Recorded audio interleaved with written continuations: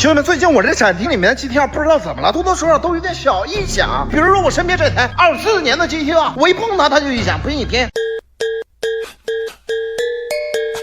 不光这台 GT2，我身后的这台R34也是，我一碰它就异响。你们听听，你们听听。还有这台大花脸，这台大花脸也响。这个盖着车衣的，他响的是最严重的。那你听，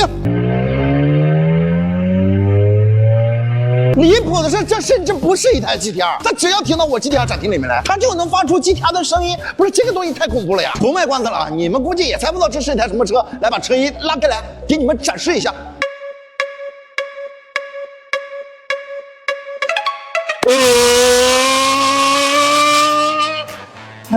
就是这两根 GT2 同宗的东风日产 N7，刚刚跟你们说进我这展厅就能发出 GT2 的声音，是纯纯跟你们开玩笑。但是这台 N7 呢，它本身就有一个 GT2 声浪彩蛋的功能，就是为了致敬平民超跑 GT2，让我们每一个 N7 车主都能感受到 GT2 声浪带来的激情和魅力。那上车给你们演示一下，当我们一屁股坐入日产 N7 的车内，打开声音空间，动感声浪，找到 GT2，听啊。